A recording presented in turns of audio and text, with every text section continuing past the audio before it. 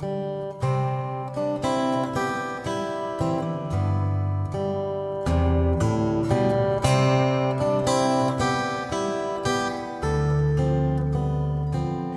everyone, and welcome to Writers Drinking Coffee. This is a podcast based on writers sitting around drinking coffee and talking about anything and everything. We may use explicit language and will almost certainly drop F-bombs, but none of that is the point or the drive of the content, so consider us PG-13. There will be rants and raves and occasional readings. There will be conflictive creative advice driven by at least 3 utterly disparate points of view. Your hosts today are web spider Dave Welsh, guest host Alice Cornwell, and me, Jeannie Warner. This is episode 10, Instagram, Tumblr, and Snapchat. Oh my. So we started this and trying to think about how to talk about new ways to market, new content delivery systems for aspiring fanfic story writers and poets. And a lot of that immediately starts bringing up an entirely different concept, which is what demographic are you reaching? So we invited Alice. Welcome, Alice. Hi there. Thank you for having me. Alice, for everybody, is in the early 20s demographic, as it were. So she is the next generation from some of us, and how they access things is different. And we've talked about this. So why would somebody, let's just talk about it. Why would somebody your age and your demographic access a story? And why would they choose that over a paper book? Pick your favorite. Well, there's a lot of different ways that people my age differ in not only how we access content and relate to it, but also how we find our content. A lot of people in my age tend to gravitate towards the fandom sphere and tend to read a lot of fan fiction more so than print books or newspapers. There's a lot of a drive for escapism, a lot of things where we're either researching things for our own work, our own maybe school projects or our own interests, but also a lot of drive towards just trying to get away from the crushing weight of global warming and terrifying politics of one form or another. Yeah, let me just apologize on behalf of my generation to yours right now. Dave is technically at the end of the boomers, so he says, I'm very sorry. Or the beginning of the Gen Xers, take your pick.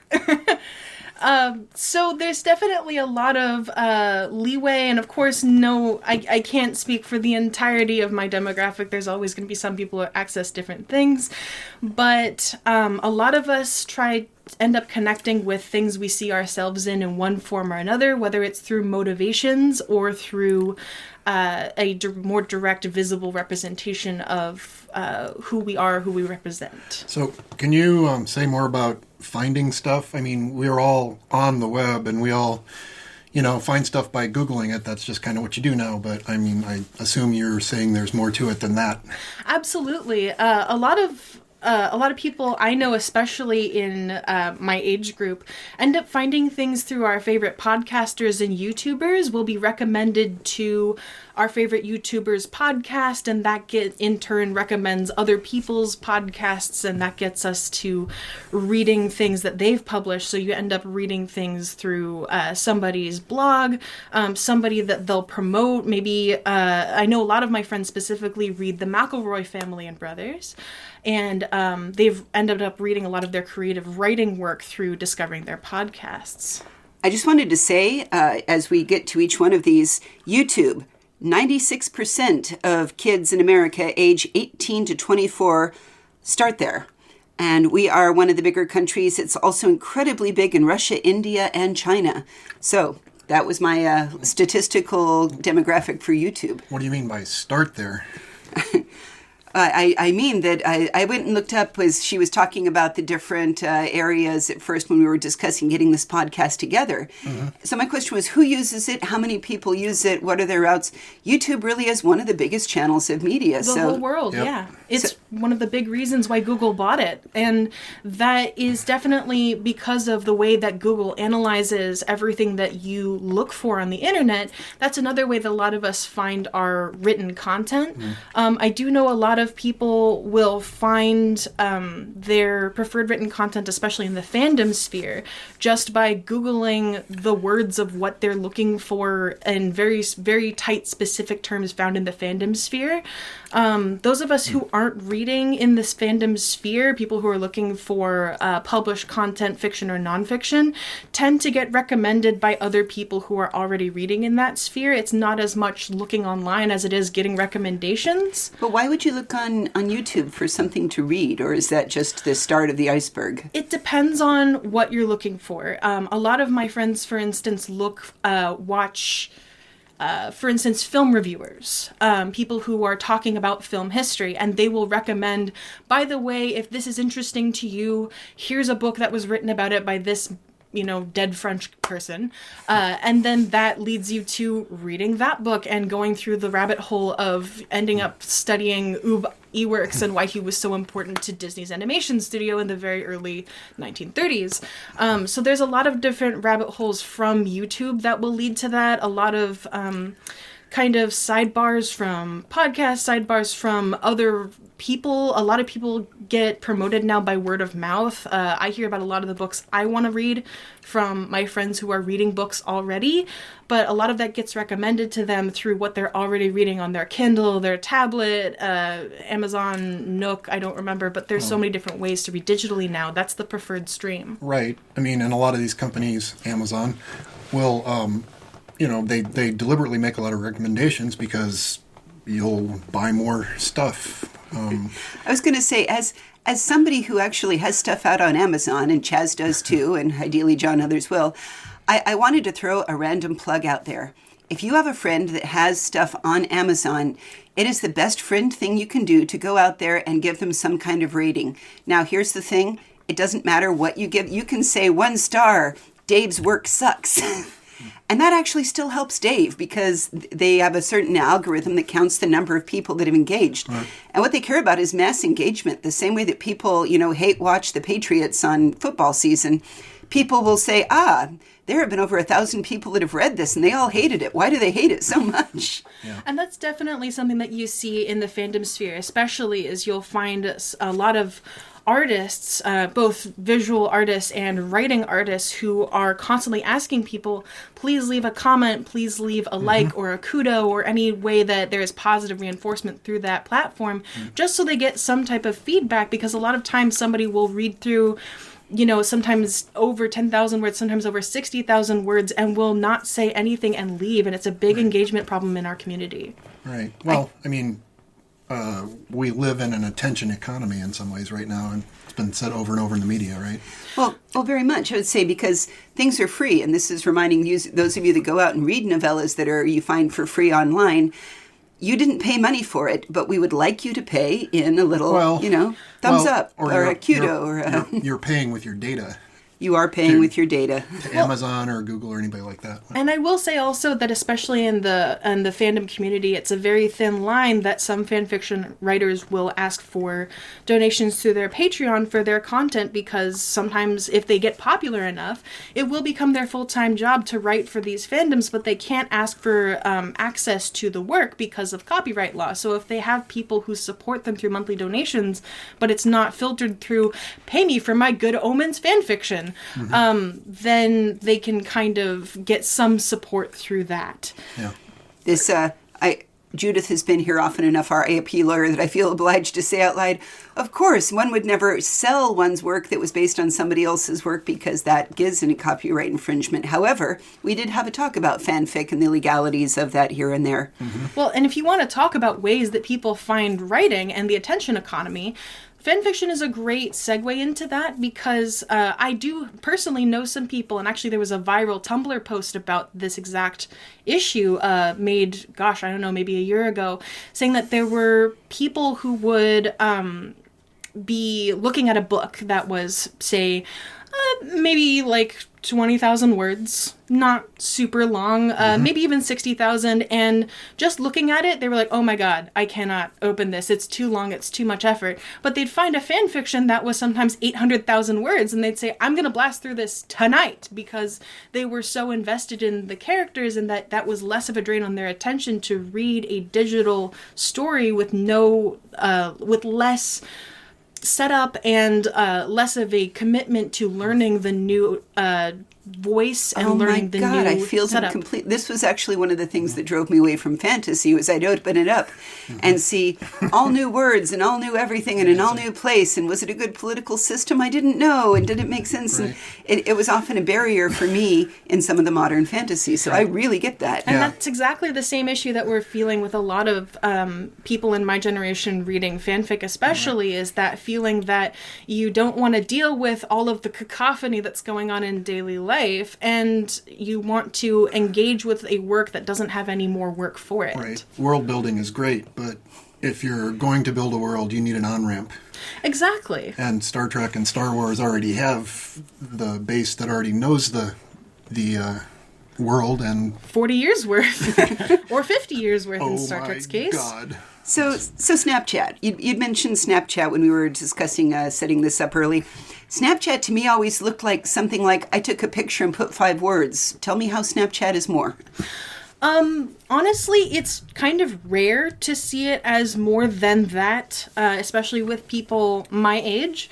But one way I've seen it used creatively is not only to produce visual art, which it's for, but also I've seen some people who use the word limit or the letter limitation inside of the text box to fill it with a poem, kind of like people talked about Twitter poems, how they were interested in trying to engage with that 140 character limit until it got doubled, of course. Right. But playing with the limitation is something that humans will gravitate towards. Video game designers talk about it all the time, of they have huge limitations and they have to get really creative in order to work with what they've got. And so Snapchat has that tiny little window to fill with poetry, and then you get to put a photo underneath it to help evoke the feeling and really bring that feeling out. So there's a lot of poetry, very short narratives, of course. What is the character limit on a Snapchat? I don't remember right now, because it did get expanded. So it was very small, about the same as Twitter for a while, and it got much larger recently, so it can fill a whole photo now. But the point is to play with what is visually pleasing on top of whatever you use as the base. I see. So especially because the format of a Snapchat feed is called stories, some people will use that to create narrative across the different pages of a story. So I've seen some people do some very creative stuff with that. Now, I was looking when we talked about these. Tumblr was one that I had a friend. So I looked at the demographics for Tumblr just for fun. Oh, yes. Interestingly, it's younger. Absolutely. A lot of the other ones, the Instagram and Snapchat and YouTube, those all, the biggest demographic groups started at 18. Tumblr started at 16 and is multimedia. So a lot of people go there, but they also spend a lot of time, because Instagram and Snapchat were, 3 to 5 minutes, 3 to 8 minutes. Tumblr, apparently they spend half an hour or more. So what goes on Tumblr? So many things. I wanted to talk about this the most, because this is also where I spent a good chunk of my wasted youth. I have practically owned real estate on Tumblr since 2011, and I can tell you the reason why it's engaged me for so long is because there are so many possibilities. It started out as a blog host where you could post text, photo, and video, and just a few seconds of video, and then it expanded to be so much more. I know there are a couple of Tumblr accounts that are specifically for writing prompts. People will do, there's big challenges that get spread through viral photos of things to do on every day through this month related to poetry or drawing or story, or people who are doing NaNoWriMo, National Novel Writing Month, through November, and they have prompts for what to do with your writing through those days. There is a huge amount of work of multimedia storytelling done through that medium especially, and frankly, a lot of people, especially in my age, actually got started writing on Tumblr through Tumblr roleplay as well as Tumblr Tumblr poetry and story, and even a few of us in songwriting, and some of that even came from offshoots of the Tumblr roleplay scene. What is Tumblr roleplay? What is there? Sounds like a mush. Well, And I'm very into mushes, so tell me about Tumblr well, roleplay. do you use all the media? Well, funny you mentioned mush, actually. When I was listening to the first couple episodes of your podcast and I was hearing you talk about your intro to writing being through mush and mud, I hadn't heard of that system. But after you described what it was, I said, wow, I've been doing that for a decade. Multi-paragraph storytelling through role play of saying, okay, a lot of posts on Tumblr, you'll see, it's actually turned into kind of a joke now, will have the title of Open RP, and then there'll be a picture of a character, and then there'll be a little quote of what this person does, so-and-so walked in and sat down and sipped their coffee as they stared across the room. What are you doing here? How did you find me? And then somebody else would, Tumblr uses reposting kind of like Twitter does, so you'd reblog it, and then that would allow you to write your own expansion underneath it, and you'd use that format. Some people would also have a photo post that would help expand on that visually, like they'd post pictures of what that scene looked like or the relationship between those characters through aesthetic boards, which are small photo collages. I do those all the time. Some people would post music that reminded them of those characters, but a lot of that was that same mush and mud sort of style of almost writing a book per character perspective. Yeah. Neat. I was going to say, kind of want to go take a look at it now. It did kind of die. I will say that if you are... I know, but Of course it did. Nothing good lasts. Well, to be honest, when I started in 2011, it was kind of a burgeoning scene. It was getting ready to become really big. And by the time I fully got invested in 2012, it was a huge, huge scene. And thousands and thousands of accounts were doing this and getting connected and building expanding worlds. You'd have Lavender Brown from Harry Potter flirting with James Potter in one scene. And then the next minute, you'd have Adam Milligan from Supernatural helping her run from the police while her friend Penelope from Criminal Minds was cooking her brownies in the next roleplay, all on the same account. So there was this huge amount of cross-pollination of fan fiction made by these fanfics, but of course within 2015 there was a lot of drama, and then some things exploded. A huge number of people left or decided to no longer be roleplay accounts, and by the time I came back by 2016, 2017, there's only a few people left, but the people who do it are really dedicated. There's a lot of work in it. There could be some mashups, though. I mean, if Madeline Robbins is ever listening to this, she and I used to have a joke saying that her investigating character was a Regency era, not quite fallen woman, sort of a fallen woman. And my modern forensic investigator, what would happen if they both woke up in the same town in some third place? Could we write a fanfic of our own fiction together? And that amused us both greatly. And that's definitely some way that a lot of us expanded into our work. I had a couple of friends and I who found that we loved our characters so much that if we reskinned them and made them our own characters, and then we posted a fiction somewhere, we found that it worked well enough that we'd have this huge amount of chemistry and characters that felt like people because they were people, they were us. And if we could expand that and write our own stories, some people even got published with work that definitely started out as a Sam Winchester meets Sherlock Holmes roleplay on Tumblr from 2012. I had a couple of friends who posted some interesting romances that I'm like, oh, that's your character Demetrius and my character Lawrence. How fun. Well, there was Shadows Over Baker Street was the beautiful combination of if Arthur Conan Doyle and H.P. Lovecraft had ever gotten together and hung out drinking. Mm-hmm. Right. So Cthulhu plus, Sherlock Holmes is a beautiful combination. Well, and I'm sure everyone has heard this by now, but Stephanie Meyer was a big influence on a lot of fan fiction writers, so much so that we ended up getting the book 50 Shades of Grey based off of a fanfic somebody had written about her main characters, Edward and Bella. Yeah, so we heard about it. We heard about it, and I'll admit that it's not a super great example. A lot of people point out the flaws in that, but some people have said this reads like a fan fiction. And I do take that as a little bit of a jab, but I will say that, that's where some of those people got their start. And there is good fan fiction out there, and don't let that bar you from seeing some amazing work. I was just going to say, can you come up with another example to get the taste out of our mouth?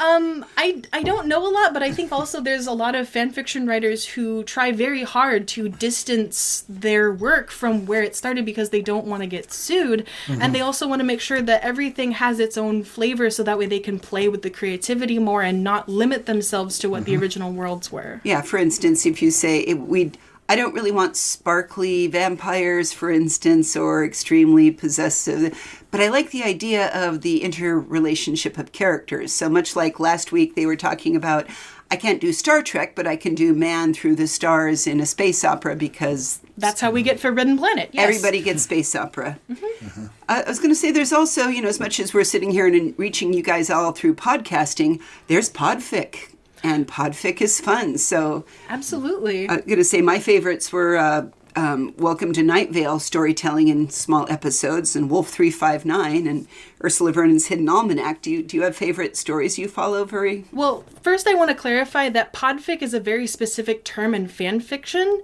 and that there are narrative podcasts, and that's different. Okay. So you can have narrative podcasts like Welcome to Night Vale and... other works in the Tannis tapes and things like that, which are really fun and interesting. But podfic is specifically when you have a person on a forum like fanfiction.net back in its heyday, or Archive of Our Own, AO3 to the younger demographic, those of you who know that, will access podfic as an audiobook version of a already published fanfiction. And if you do that without asking the author first, so help you God. But I'm actually currently being commissioned to make a podfic out of one of my friends' very long Star Trek fanfictions at the moment, which I'm very looking forward to working on. As far as narrative podcasts go, I know a lot of my friends got started with narrative podcasts through Welcome to Night Vale, and a couple people started realizing that there were some... things in the writing they weren't big fans of or weren't fond of the writing style, and there were things they wanted differently in it. And so we had a couple of things like Alice is Not Dead. We had a couple of things like the Tannis tapes, and other supernatural narrative podcasts are usually the favorite, but I know a lot of my friends don't so much do the narrative storytelling podcast straight. A lot of us prefer things like D&D podcasts, the collaborative storytelling. I know probably anyone who's around my age who's listening to this will almost certainly know of The Adventure Zone, which is a D&D podcast made by the McElroy family, which a lot of us follow through many different channels of their blogs, their YouTube channels, all of their different podcasts. There's so many of them. And of course, their gaming channels. So you have Clint McElroy the father, who's playing their dwarf druid. You have the Dungeon Master Griffin, and there's... So let me ask you, for some of us who haven't heard about this, is this basically putting a microphone in the middle of your D&D group and just playing the game? Because I heard there was one that my friend Trish follows, and probably Critical Role, which is the other big one. Okay. It is to a certain extent, but it's a big, heavy focus on, specifically the Adventure Zone focuses a lot more on the story, and you get, they play a bit more Calvin Ball with the rules, specifically for narrative delight. Do they edit the story after they've generated it? There is definitely some gameplay in the story, in the podcast, I should say. Mm-hmm. That you can every once in a while hear them rolling dice and going, I rolled a 4. Oh no. But if you want, there are definitely some podcasts like Critical Role is very much, we are playing the game. We are sitting down for 4 hours, and you are going to see, the Dungeon Master Matt Mercer do all of the math, and you're going to see all of these people do every single mechanical thing. And it's one of the reasons why a couple of my friends don't watch Critical Role anymore, is because it's a little too meaty. And so the Adventure Zone is usually the other favorite because it's a little lighter and easier to get into and more story heavy. I guess this is one of the things that my generation doesn't really understand is, like, why would you watch somebody else play a role. Somebody else play a role playing, or watch somebody else do online gaming. I mean, there's leagues. It's a sport now. I mean, I don't understand it. I understand. There's kids in Korea who've made money sitting and playing, Minecraft for people, or people who make Fortnite. a living doing it, and I still don't understand it. Well, and to tie that back into writing, I find that the people who are watching like Minecraft and League of Legends are more interested in the sports aspect of it, and anybody who watches sports but is younger than 30 is probably going to be willing to do that more because they enjoy watching it with the same fervor of watching sports, whereas people who are watching D&D or watching more narrative games like Firewatch are more likely to be watching because they want to absorb the story. So you have things like Amnesia: The Dark Descent. A lot of people watched that because they wanted to see what was the spooky secret in the house, but they weren't willing to play through it because it was prohibitively expensive, or they wanted to experience it but weren't willing to get scared because of how scary that game is. So there's definitely an element to that. Yeah. Well, that makes me feel better because I'm not particularly a sports fan either, so that might be why I don't get it. But it sounds like... I love sports, so...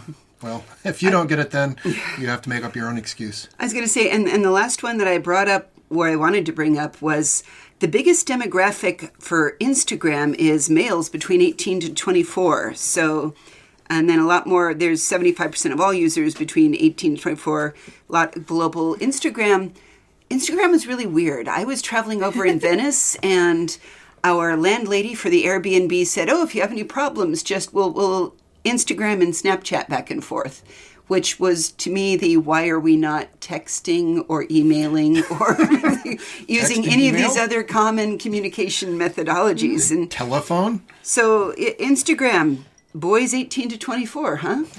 I think that's less to do with the narrative. I don't think there's a lot of people who are doing writing on Instagram as much. It's definitely more, the point is to share photos. And actually, when you go onto a platform like Twitter or Tumblr, the photos will be large, but the caption will always be visible. Instagram's main gist, if you go to someone's Instagram profile, it's all a grid of just pictures. You don't see captions unless you specifically engage with that photo.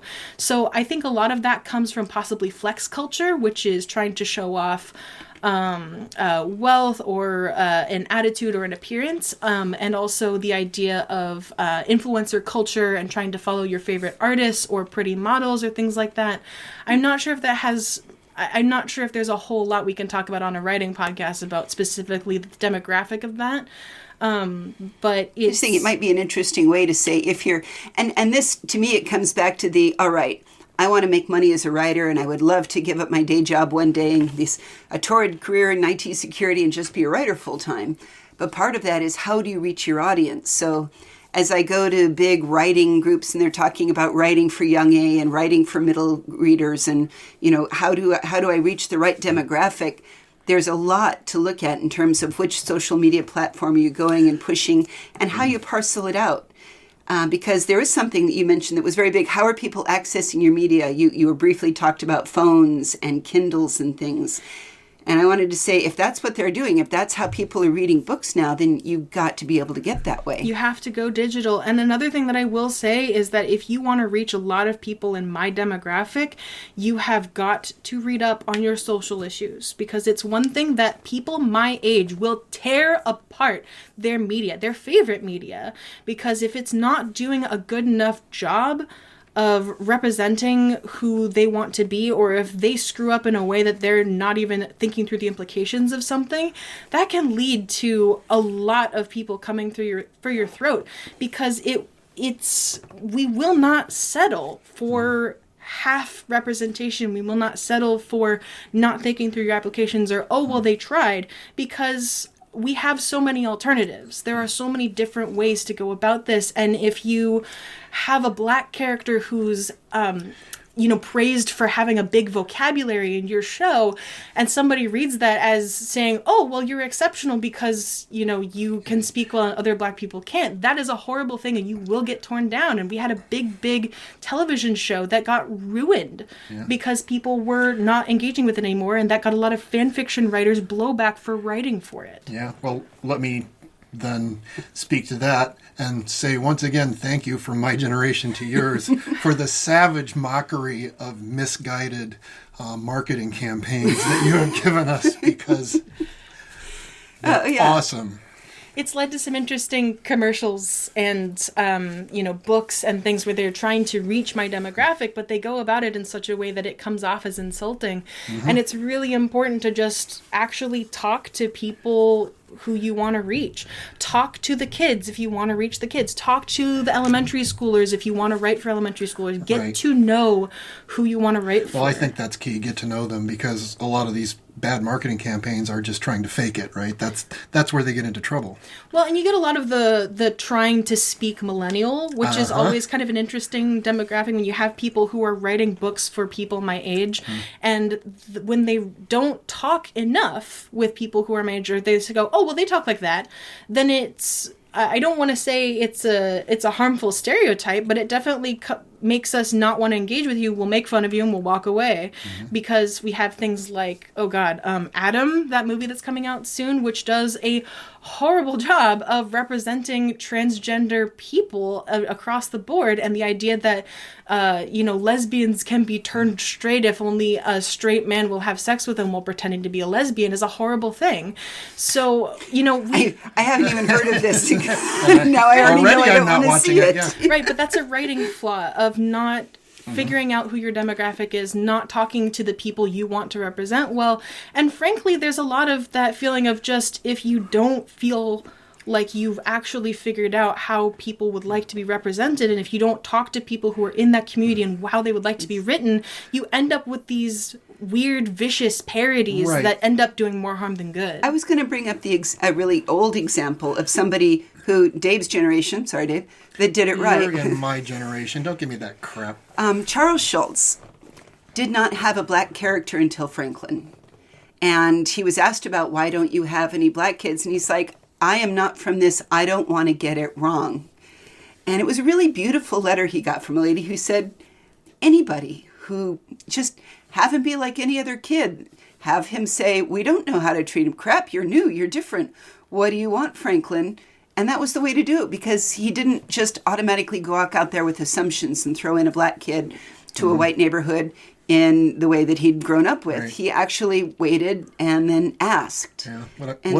What I wanted to say was, I think this is a new manifestation. What you were just talking about, Alice, is a new manifestation of an old problem, and you gave a perfect example, which is, transgender issues are now in the forefront, and you've got somebody writing from a different gaze who is not getting it. That's an old story. It leads to some really big problems. As someone who's gender fluid myself and who doesn't always use female pronouns or male pronouns, or, I tend to use they, them pronouns for myself, it can be very insulting when you have people talk about, like, the movie Split, the very famous M. Night Shyamalan movie that came out not that long ago. And people said, oh, there's a gender fluid character.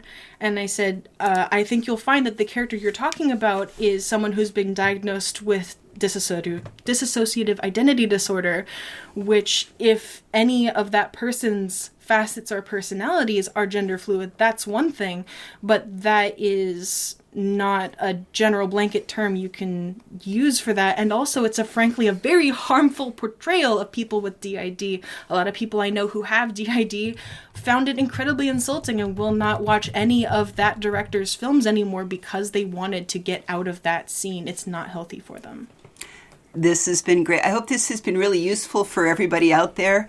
How do you reach young people? What are your routes to market? I love the appreciation that we have for the different characters. Talk to people. Go talk. I mean, I hate to say it, but talk to the audience is not always death. Figure out if that's going to be your demographic. We all thought kids weren't reading, and I think this definitely proves that kids are reading. They're just not reading in the way that we're used to. Well, do your research. And reach out to a community. There is always a community to reach out to. Yeah. And I will put links at this. Consult with Alice on interesting things we've mentioned here on the website. Our website, of course, is, as you know, www.writersdrinkingcoffee.com. You can also find us on Facebook and Twitter. We answer emails, so if anybody would like to write to us or any of our guest hosts, we'd be delighted to hear and read your letters online. By all means, ask me questions. You've been listening to Writers Drinking Coffee, a labor of love and enthusiasm put together by other hosts.